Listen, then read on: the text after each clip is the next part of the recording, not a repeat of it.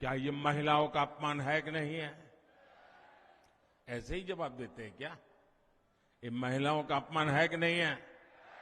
ये महिलाओं का अपमान है कि नहीं है? ये महिलाओं का अपमान है कि नहीं है? ये अपमान करने वाली सरकार जानी चाहिए कि नहीं जानी चाहिए? पूरे राजस्थान से जानी चाहिए कि नहीं जानी चाहिए?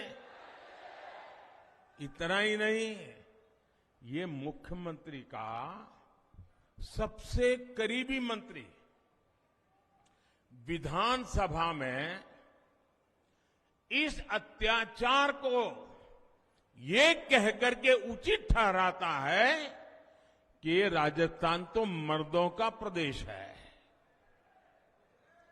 क्या मर्द इसलिए मर्द कहलाते हैं कि इस प्रकार से पाप करते हैं? ये मर्दों का अपमान है कि नहीं है? ये मर्दों का अपमान है कि नहीं है? अरे राजस्थान के मर्द बहन बेटियों की इज्जत के लिए अपना सर कटवा सकते हैं। ये मर्द होते हैं राजस्थान। और तुम्हारे मंत्री खुलेआम कह दे कि तुम मर्दों का प्रदेश है तो फिर महिलाओं के साथ आपको शोभा देता है क्या? और इतना ही नहीं, उस मंत्री के पास शायद कई लाल डायरिया छिपी हुई है, इसलिए ऐसे मंत्री को भी टिकट दे दिया। इसका मतलब ये हुआ महिलाओं पर अत्याचार और जुल्म करने वालों को कांग्रेस की दिल्ली सरकार भी, कांग्रेस के दिल्ली के कारनामे करने वाले लोग भी, कांग्रेस के दिल्ली में बैठे हुए सारे बाजीगर भी ये जादूगर की हर बात मानने लग गए हैं। और इसलिए कांग्रेस और इसके घमंडिया साथियों की मानसिकता एक जैसी है, महिला विरोधी है। मैं राजस्थान की हर बहन बेटी को कहूंगा, आपको राजस्थान से कांग्रेस को साफ करने के बाद ही चैन से बैठना है। कांग्रेस के लोग सिर्फ एक परिवार के बारे में सोचते हैं। भाजपा के लिए आप सभी हमारा परिवार है। भाजपा का निरंतर प्रयास है कि हर परिवार की बचत को कैसे बढ़ाया जाए। आप याद कीजिए, कांग्रेस की सरकार जब थी तब 2 लाख रुपए तक की इनकम पर भी टैक्स लगता था। यहां के लोग तो बराबर व्यापार दुनिया से जुड़े हुए हैं। 2 लाख रुपए पर टैक्स लगता था कि नहीं लगता था? जरा जवाब दीजिए, याद कीजिए। कांग्रेस के जमाने में 2 लाख रुपया पर टैक्स लगता था कि नहीं लगता था? ये मोदी के आने के बाद 7 लाख रुपये तक एक नया पैसा टैक्स नहीं लगता है। मेरे मध्यम वर्ग के पैसे बचते हैं।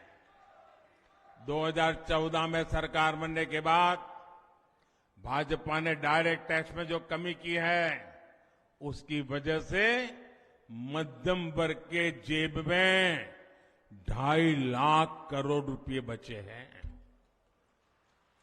और ये हमारे कर्मचारी हो, हमारे व्यापारी हो, छोटे दुकानदार हो, इनके लिए बहुत बड़ी राहत का काम है। साथियों, ये केंद्र की भाजपा की सरकार की नीतियां हैं जिसकी वजह से आज आपके मोबाइल का बिल भी कम आ रहा है। कभी आपको मालूम है पहले मोबाइल का कितना बिल देते थे आप? तो भूल गए। अब ये भूल जाओगे तो कैसे चलेगा भाई? जरा पुराना हिसाब किताब निकाल दीजिए।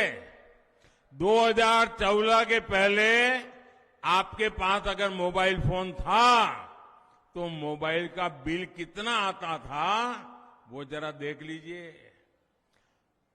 कांग्रेस सरकार के समय में आप जितना मोबाइल डेटा खर्च करते थे, आज अगर डेटा की कीमत वही होती, 2014 में जो दाम देने पड़ते थे, आज अगर वही होता ना, तो हर महीने सिर्फ मोबाइल खर्च में आपको 5,000 रुपया अधिक खर्च करना पड़ता।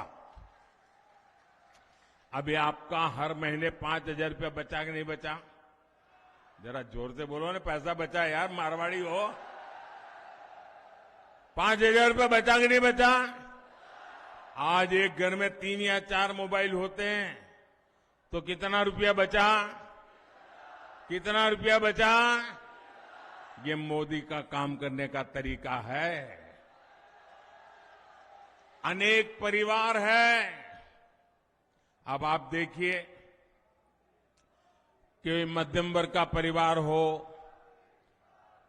कोई गरीबी से लड़कर के बाहर आया हुआ नया नया मध्यम वर्ग में आया है, लेकिन परिवार में बुजुर्ग मां बाप हो और मान लीजिए एक डायबिटीज जैसी बीमारी आ गई, तो उसको हर महीने जो दवाई लेनी पड़ती है ना, 1,000-2,000 रुपया का अतिरिक्त खर्चा हो जाता है। होता है कि नहीं होता है? लेकिन हमने स्थान स्थान पर प्रधानमंत्री जन औषधि केंद्र खोले। 80% डिस्काउंट। कितना? जरा बोलिए ना भैया। 80% डिस्काउंट। कितना? 80% डिस्काउंट। ये माताओं बहनों को पूछना डिस्काउंट क्या होता है। दिवाली में साड़ी की दुकान पे जाएं और कोई बड़ा बोर्ड लगा दे कि 10% डिस्काउंट, तो वो साड़ी वहां खरीदने जाती है, क्योंकि डिस्काउंट हमारे देश में बहुत चलता है। लेकिन कोई 10%, 20% से ज्यादा डिस्काउंट देता नहीं है। ये आपका बेटा दवाइयों में 80% डिस्काउंट, ताकि मध्यम वर्ग के परिवार में डायबिटीज की दवाई लानी पड़े तो जो दवाई उसको 2,000 रुपये में लानी पड़ती थी, वो उसको 10%, 20% में मिल जाती है भाई।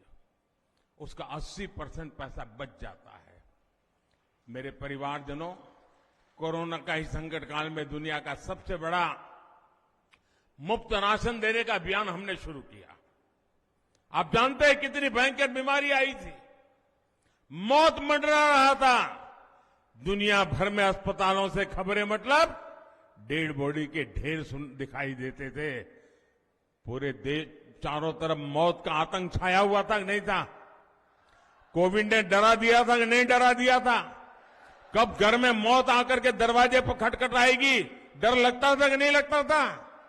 बेटा भी मां की सेवा के लिए उसके कमरे में नहीं जा पाता था, मां भी बेटे की सेवा नहीं कर पाती थी। हर किसी को लगता था कहीं कोरोना हो जाए। और उस समय बाहर भी सारा काम बंद हो गया था, लोग भी अपने अपने घर वापस चले आए थे। तब ये आपका बेटा सोता नहीं था। ये आपका बेटा दिन रात जागता था। और तब मैंने तय किया था, कुछ भी हो जाए, कुछ भी हो जाए, कितनी ही मुसीबत क्यों ना आए, खजाना खाली क्यों ना हो जाए, लेकिन किसी भी घर का चूल्हा बुझने नहीं दूंगा।